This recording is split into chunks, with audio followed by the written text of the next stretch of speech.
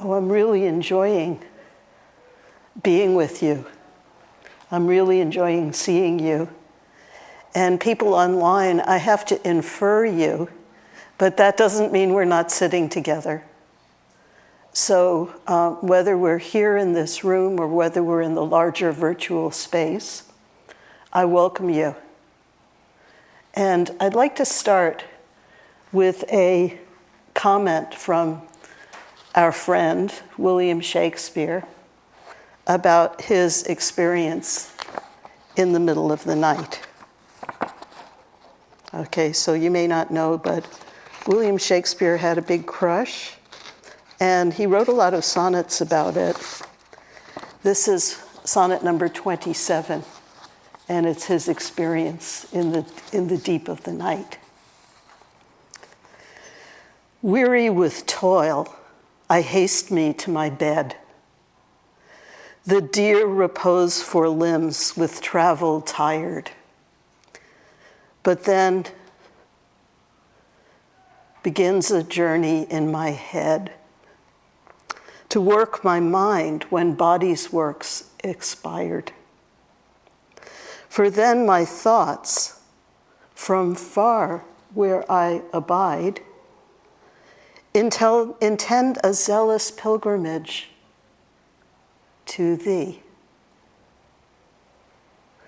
and keep my drooping eyelids open wide, looking on darkness which the blind do see. Save that my soul's imaginary sight presents thy shadow to my sightless view, which, like a jewel hung in ghastly night, makes black night beauteous and her old face new. Lo, thus by day my limbs, by night my mind, for thee and for myself no quiet find. So translation, he's lying in bed. He's really, really whipped by the events of the day. And he closes his eyes. His mind goes to his crush. He can't sleep. But the image of the person he loves makes that event beautiful for him, even though they're far away. Why don't I try reading it again? Because his language is really a lot better than mine. For people who don't know me, my name is Shosan Victoria Austin, and I'm a priest here at San Francisco Zen Center. And I love these words. Weary with toil, I haste me to my bed. The dear repose for limbs with travel tired. But then begins a journey in my head to work my mind when body's works expired. For then my thoughts, from far where I abide, intend a zealous pilgrimage to thee, and keep my drooping eyelids open wide, looking on darkness which the blind do see. Save that my soul's imaginary sight presents thy shadow to my sightless view, which, like a jewel hung in ghastly night, makes black night beauteous and her old face new. Lo, thus by day my limbs, by night my mind, for thee and for myself no quiet find. So, thanks, Shakespeare. So tonight I'd like to speak, because it's evening and I'm incredibly jet-lagged from an economy flight from Sydney, Australia to here. I thought I would talk about evening sitting. Evening sitting. What's it good for? And why do it? And often, not only when I'm jet lagged, but when my injuries or aging or the events of the day are just are disturbing to me, or I just can't sleep, I turn to night sitting, and sometimes I sit for hours in the night. So I made a vow to myself when I had some health problems and I was up in the middle of the night, that I wasn't going to turn on my iPad, that instead I was actually going to try to rest at night. So when the sun was down and when everyone was sleeping, that I would try to sleep, and that when it was light, even if I hadn't slept much, I would wake up and do the things of the day.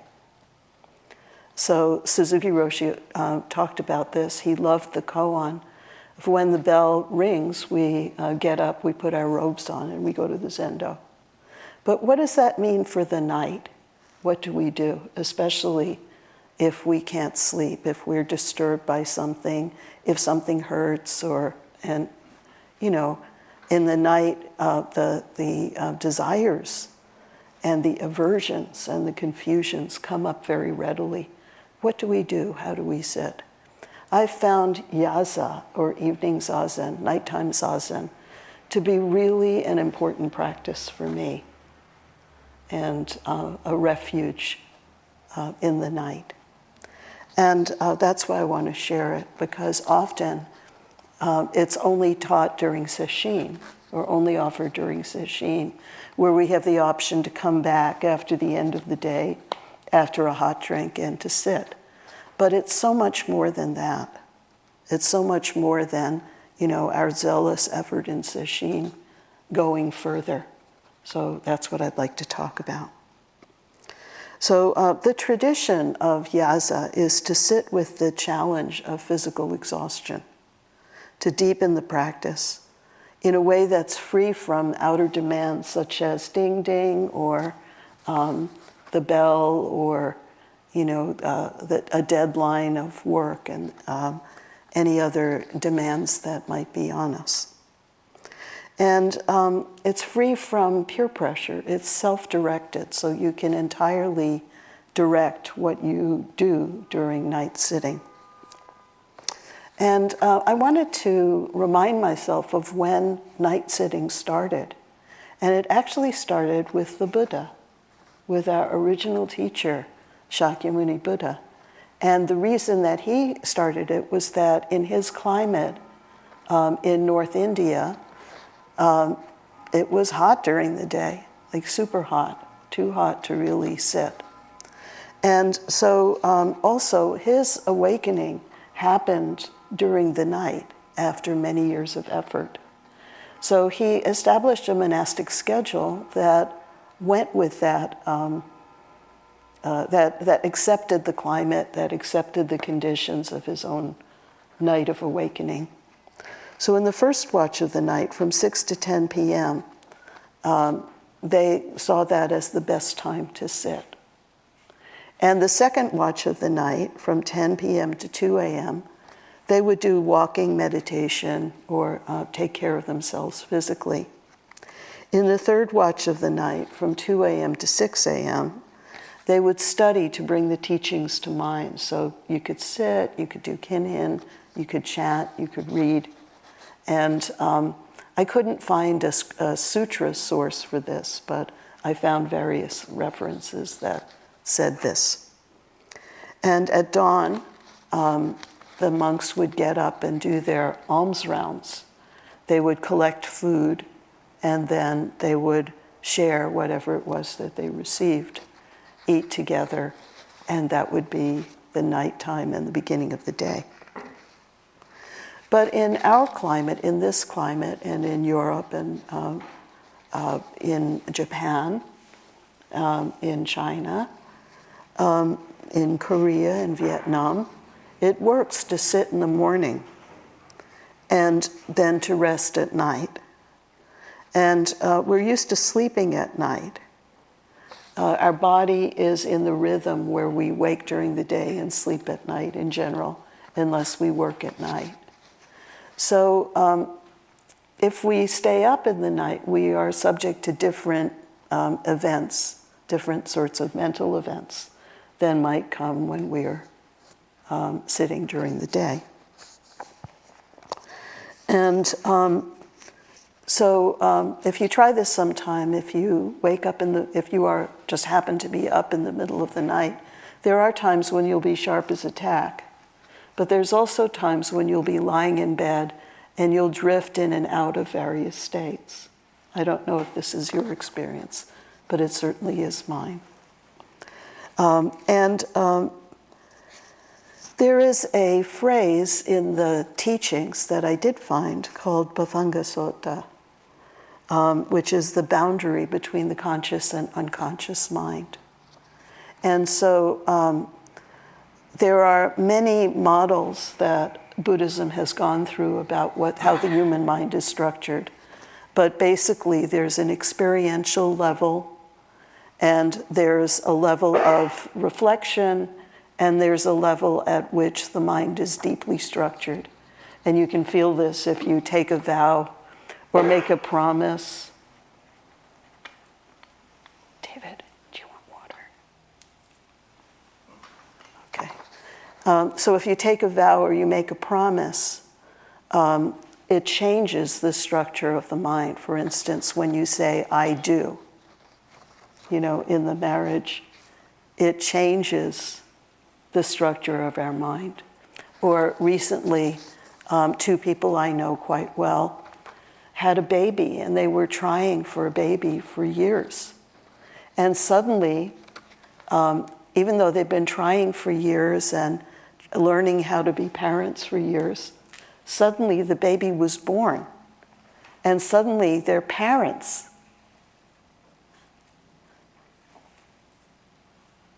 I've seen people become parents before. And, they put the baby in your arms, and this thing happens where you go, oh. And then, wow. And then, I'll do anything for you, baby, anything. There's this thing that happens, and then suddenly the baby's going, and you're going, oh no, what do you do? What do I do now? Again, that's my experience of the transition. But there's a big boundary between what we consciously know and what we unconsciously know. So as soon as we calm down, we can tell the baby is concerned about something. And then we try different things. We don't necessarily think, oh, let's see, diapers, I should get diapers or something. But we try different things that we know the baby can relate to. And so what's really interesting is to see this unconscious knowledge become conscious knowledge when we're exposed to different experiences that become different mental events, and even more importantly, become different types of responses that we intend and do. And it's this boundary that we can explore in night sitting. Why? How is it that that in night sitting we can uniquely explore this boundary between conscious and unconscious mind? How is it that we can use it as a kind of a koan on the subject of awakeness and our dream life?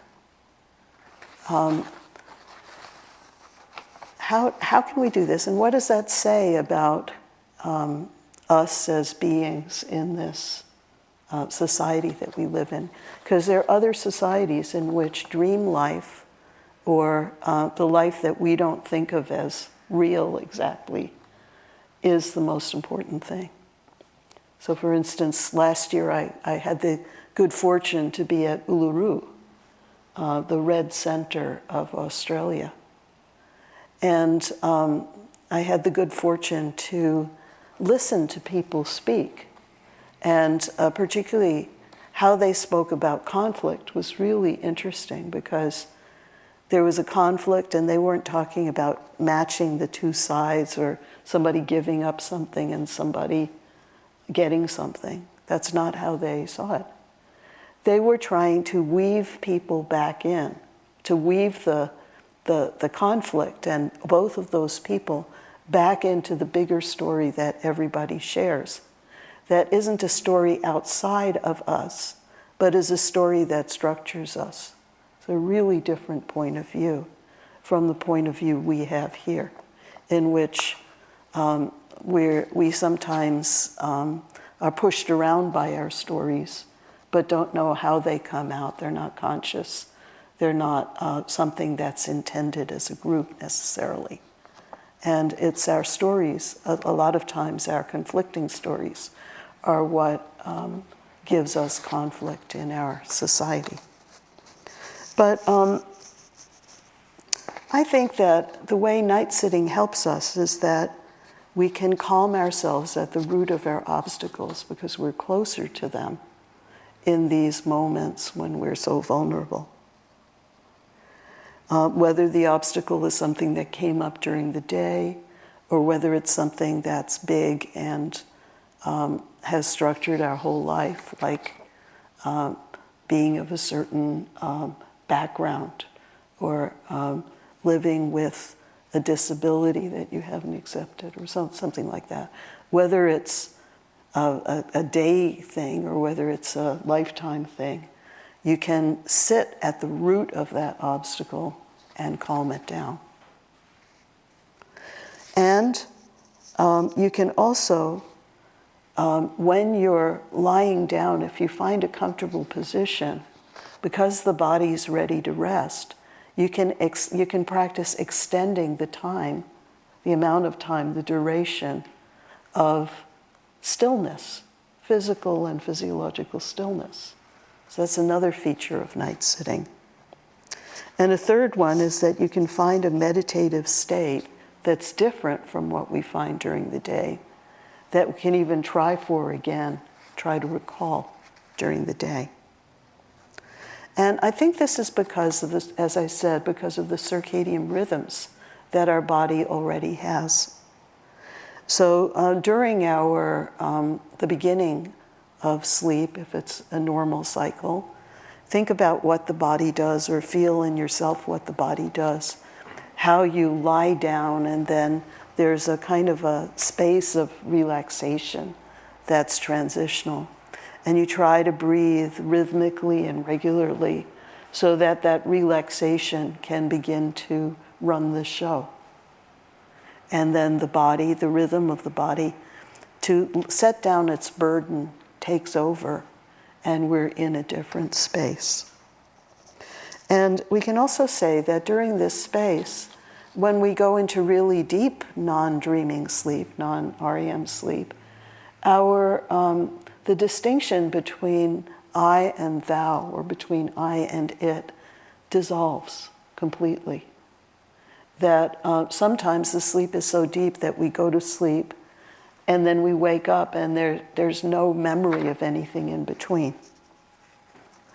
And I would say that if we wanted to practice zazen during the transitional time, or with a deep sense of consciousness during the times we can't usually remember, that practice builds concentration and also contemplation of silence. The periods of silence extend. And then there's also REM sleep, which is the time when we dream. And during that sleep, our motor activity is still down, so we're not grossly responsive. But there are like sparks of activity that happen in the brain, in our sensory areas, in our emotional areas, in our memory of experience, and sometimes strung together in completely different ways. And so we call those moments dreams. And it rebuilds the distinction between subject and object, between I and thou, between I and it. Sometimes in very creative ways, sometimes in habitual ways, like for instance, like if we're addicted to something, or even addicted to a pattern like vengefulness or revenge, we'll dream and our dreams will support or reinforce the pattern that we have. but sometimes completely different ways. Like I remember one dream when I was about 18, and it was a dream that happened right after the near-death experience that led me to practice. And in that dream, I was in a courtyard. I was in a courtyard which had a round door, a door with a round top, and it had trees on the side. And anyway, now I know that it looked like this courtyard. And a woman in a black robe stepped down and handed me a bright jewel and said, "This is your sacred trust."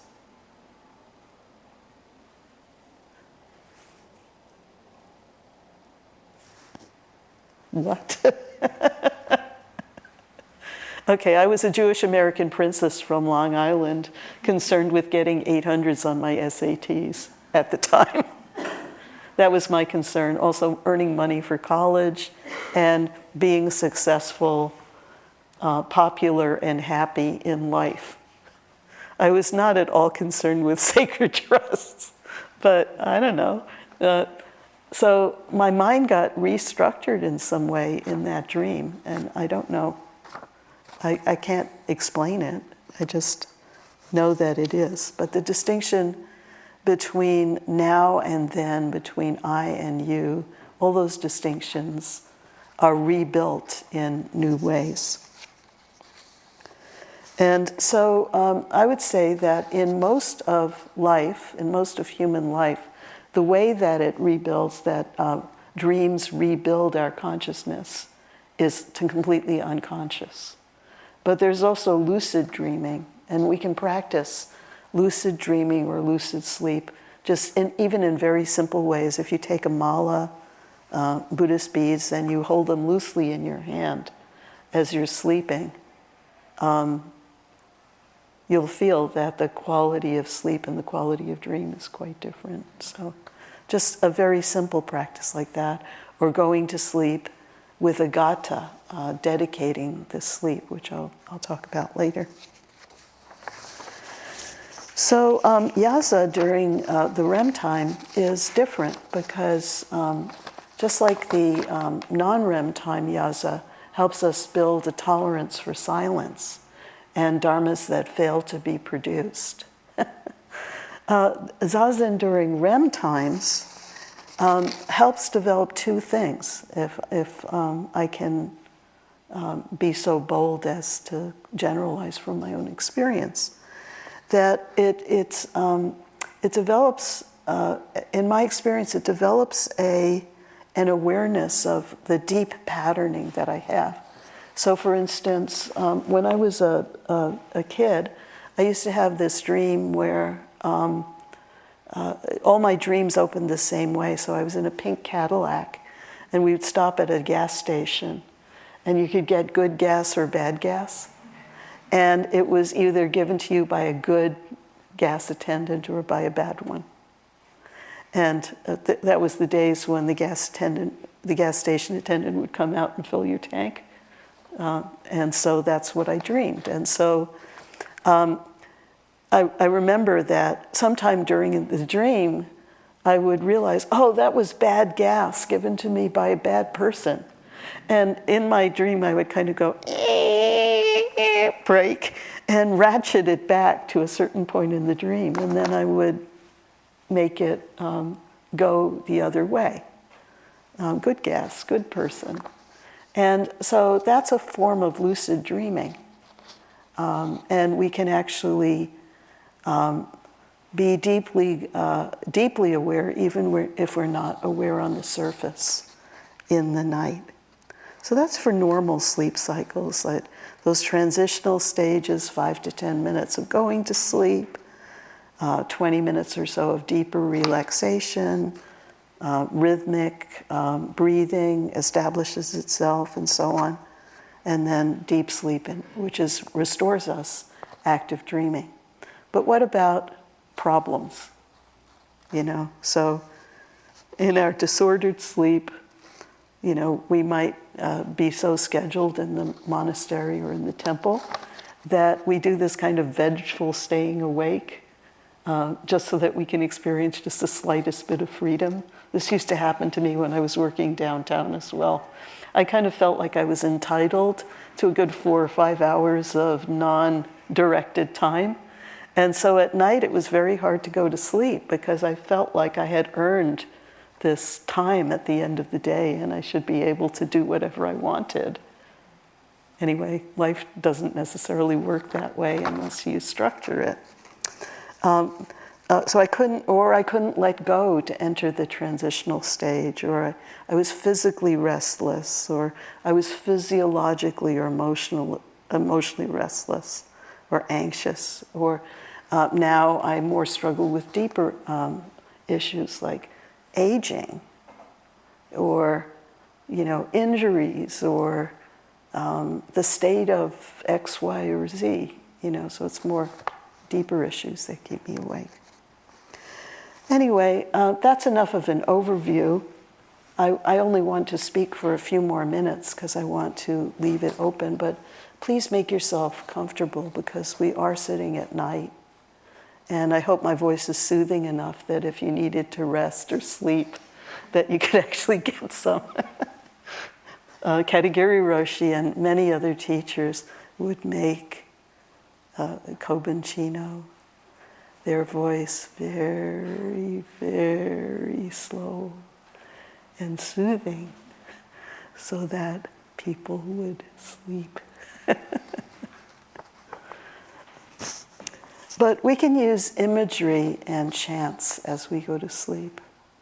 And there's some chants that really help. And the chants that really help me in the middle of the night are the Shosan Victoria Austin, which removes hindrance, and the Enmei Juku Kanongyo, which is about hearing the cries of the world. I can give a lecture on those chants sometime, why they're important to me, why I think they work. But I think for me enough would be said if I said that the Enmei Juku Kanongyo is it's an excerpt from 2 Chinese sutras, and it's recited by millions of people a day. And in Japan, it was brought over sometime in the 700s and then lost for about 1,000 years. And then Hakuin Zenji, just a few hundred years ago, was taught it by a samurai. And Hakuin Zenji was very concerned about the kind of disturbances that arise in meditation. So he went all around to find out how he could work with those disturbances, and he got meditation instructions like sit still and imagine that there's warm butter, melting throughout your body and mind. So he was very concerned with how do we lay down our burdens in sitting, and what is sitting for. And when he heard this Enmei Juku Kanongyo, he was so struck by it that he decided to teach it in ceremonies all over Japan, and he wrote a book about it too. Anyway, the Enmei Juku Kanongyo, highly recommended, on the website in the chants, sutras and chants section, and it's the 10-phrase Avalokiteshvara Sutra, the Sutra of the Hearer of the Cries of the World. And then the Shosan Kichijo Dharani is also highly recommended, but it's not translated. Usually it's not translated, but I went through the Sanskrit of the chant to find out what the seed syllables were and what part of the body they calm.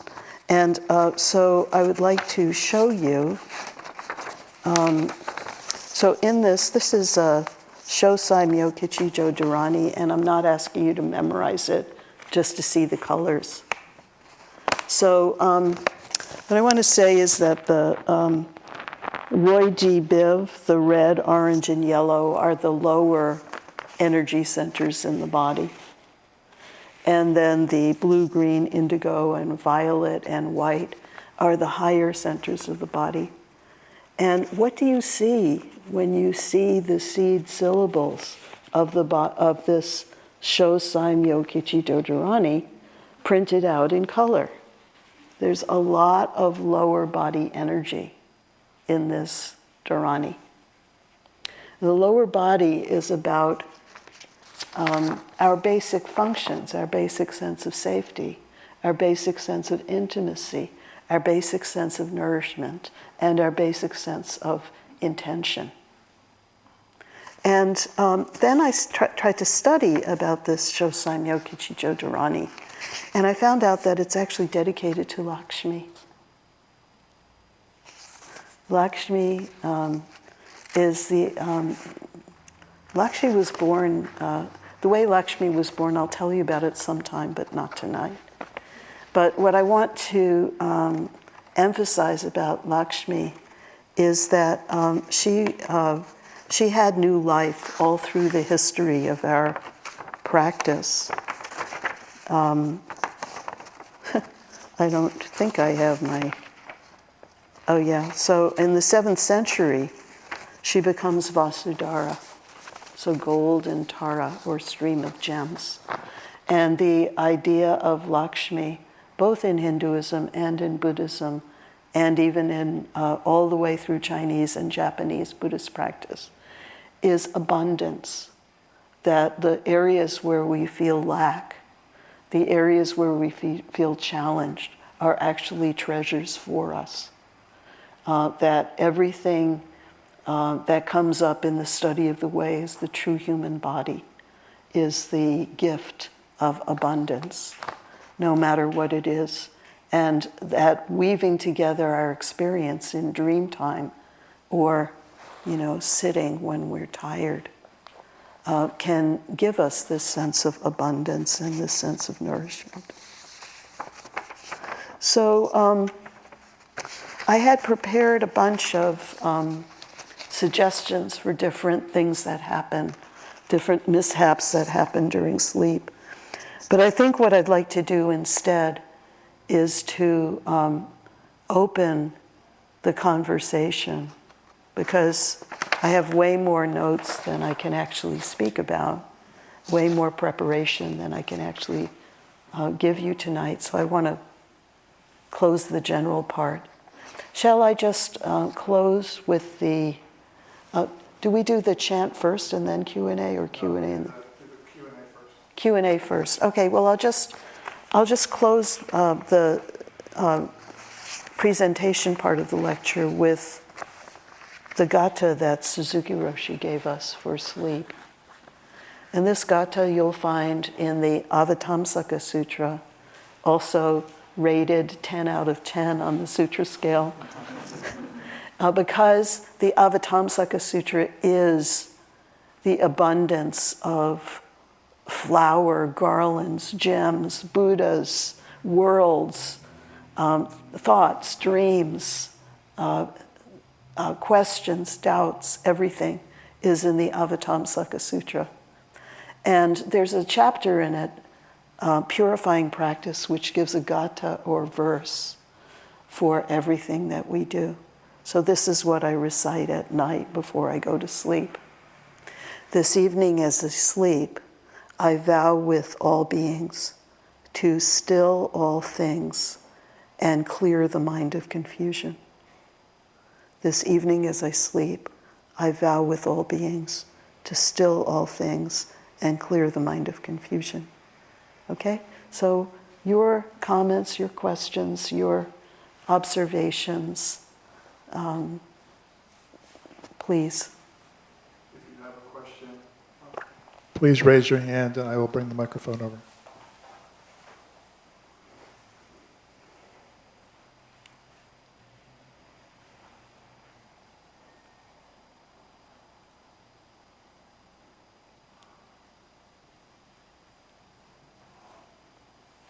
It's okay if you don't, by the way. Over there.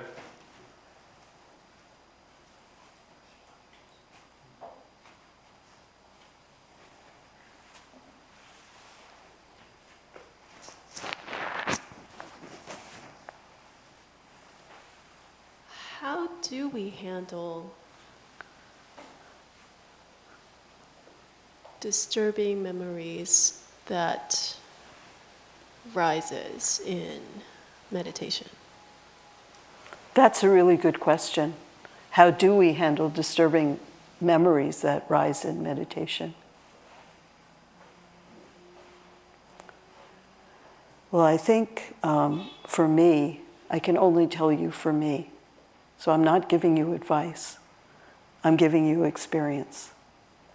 Okay, so I have disturbing memories that arise during meditation from my parents, kind of intergenerational trauma, which is also a world social trauma, and also from my own life.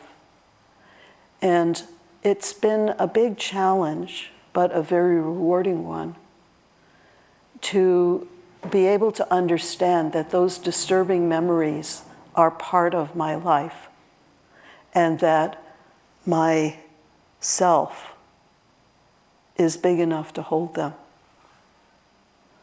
And this is where a chant that you can use like a mantra at night, like the Enmei Juku Konan Gyo, is incredibly helpful, because sometimes it's hard to believe that the self is big enough to hold them. And really, the self that we had is not big enough to hold them.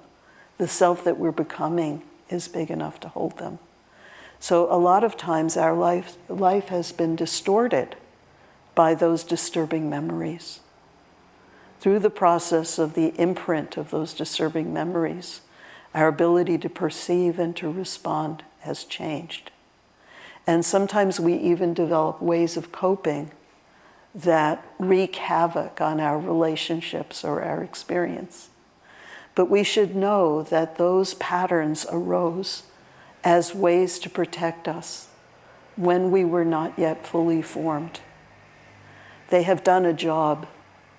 So sometimes I actually have a ceremony for those parts of myself that have protected me, but in ways that that I've outgrown.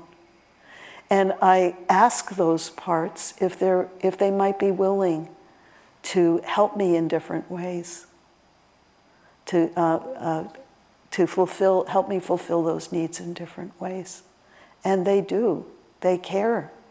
The whole reason that they were doing that in the first place was to protect or to manage the unmanageable, irremediable, horrible, or intolerable parts of my life.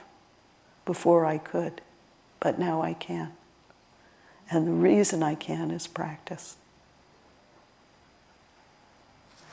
Yeah, thanks.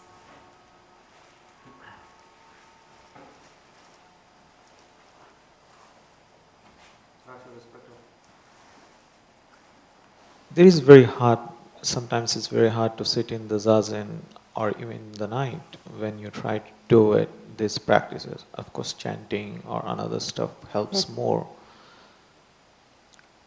So how to avoid it? Or should we avoid it sitting in the zazen when this happens for some time and then do something else? Because it is kind of a very difficult period. Yeah. Okay, so what I want to ask you is, when you cook, do you always use the same spice? No.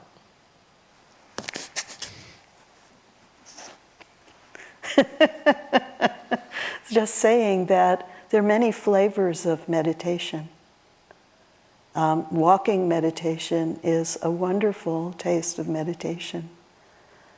The rhythmic breathing and exhalation practice of mantra is a wonderful flavor of meditation. Even sitting, I remember Darlene, you might remember that Darlene did this secret thing when she had a lot of pain. My friend Darlene died young. She had a fatal condition, and but she would be sitting there and she would go, "Ow!" And then she would get this mischievous gleam in her eye, and she would just march gently from buttock bone to buttock bone. Can you tell I'm doing it? No, right? So her idea was to do that in a way that didn't disturb others in the room, but gave her a sense of relief. And sometimes our meditation is just, we can't do deep contemplation. We have to do shallow contemplation. We have to do the kind of contemplation that says, how can I calm myself? How can I nourish myself? How can I steady myself? And then, now that I'm calm-er, now that I'm steady-er, now that I'm more nourished, can I open myself to hold a little bit more? Can I ask you one more question? Yeah, we've got like 30 seconds, I think. Yeah. So this is a very big topic, I know, but I still just want some glimpse that when we do, after this meditation and doing the practice for some time, everyone have these dreams, which sometimes contradicts into the reality, and we feel that this is reality, and we have experiences after some years or some time. I have that, that it is absolutely future, I see. But there is this boundary where you keep it and where you, leave it. It's kind of, I know, a big topic, but still. It's a big topic, but basically what I would say is when we're with other people, let's just stay in the world with other people. We don't have to tell everything that happens to us, but what we need to do is to be informed by it. If we have a sense of something deep, a sense of something wide, a sense of something that transcends time, we don't have to worry. It educates us as to how to respond more skillfully, just right here. But, I remember when I first started practicing, I was trying to explain practicing to my school psychologist. She put me on very large doses of Valium. It was because I had no way to talk about it, right? So then I had to throw out the Valium, withdraw from it, and say to myself, look, I don't have any language for this. Why don't I practice with it for 20 years and then I can talk about it? And so I did. And it worked. It was fine. Thank you. Thank you, Respected. So thank you very much for your attention. Please take care of yourself. And if I have made any mistakes, that's on me. If I've given you anything that you can use, let's thank our teachers. Yeah. Thank you.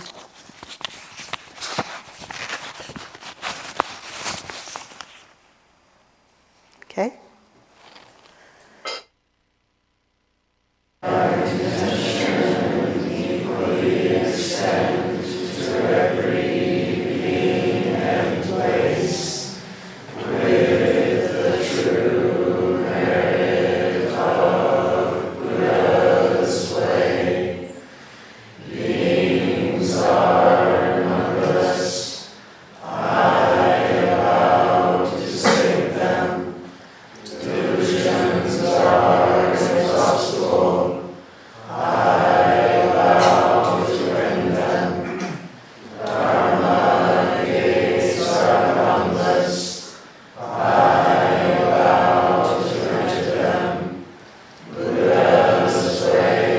Unsurpassable.